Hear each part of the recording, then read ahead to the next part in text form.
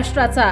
नमस्कार, मी सुद्धा संध्या लाईव्ह मध्ये आपल्या सगळ्यांचं स्वागत। जुन्नर तालुक्यातील नारायणगाव येथील दुय्यम निबंधक कार्यालय स्थलांतरित होऊ नये तसेच ते वारुळवाडी गावाच्या हद्दीत राहावं, त्यासाठी वारुळवाडी ग्रामस्थांच्या वतीने उपोषण सुरू करण्यात आले।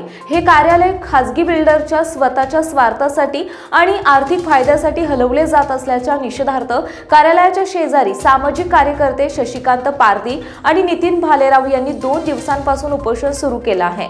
सरपंच विनायक भुजबळ, रमेश भुजबळ, उद्योजक संजय वारुळे, आशिष फुलसुंदर, जंगल कोल्हे, रमेश शिंदे, वरुण भुजबळ, सचिन अडसरे, बाळू भुजबळ, दीपक भुजबळ, पांडू फुलसुंदर, चैतन्य खांडगे आणि ग्रामस्थ उपोषणास बसले आहेत। वारुळवाडी येथील दुय्यम निबंधक कार्यालय हे हलवण्याचा प्रयत्न करण्यात येत असून खासगी बिल्डरच्या स्वतःच्या स्वार्थासाठी आणि आर्थिक फायद्यासाठी हे कार्यालय येथून हलवण्यात येऊ नये असे पत्र वरिष्ठ कार्यालयाकडून जोपर्यंत येत नाही तोपर्यंत आंदोलन सुरूच राहील असा इशारा उपोषणकर्त्यांनी दिला आहे।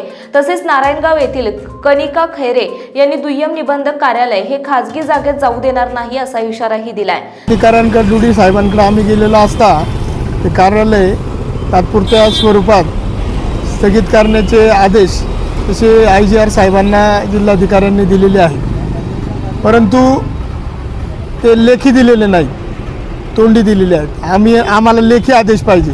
हे कार्यालय आम्ही वारुळवाडीच्या हद्दीतून या भागातून कुठेही शिफ्ट होऊ देणार नाही अशी आमची भूमिका आहे।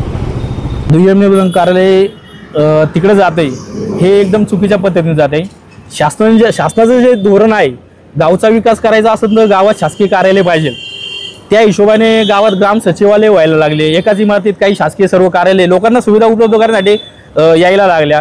त्या हिशोबाने भविष्यामध्ये ही जी कार्यालय ती गावातच पाहिजे ह्या हेतून कामकाज शासनात चालू आहे।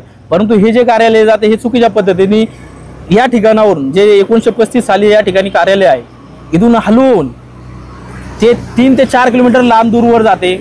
त्या ठिकाणी कोणत्याही प्रकारच्या सोयी सुविधा ग्रामस्थांना। संध्या लाईव्ह साठी प्रतिनिधी मंगेश पाटे, नारायणगाव। ताज्या आणि महत्त्वपूर्ण बातम्या पाहण्यासाठी आजच आमच्या संध्या लाईव्ह न्यूज चॅनलला YouTube वर सबस्क्राइब करा आणि बेल आयकॉन प्रेस करा।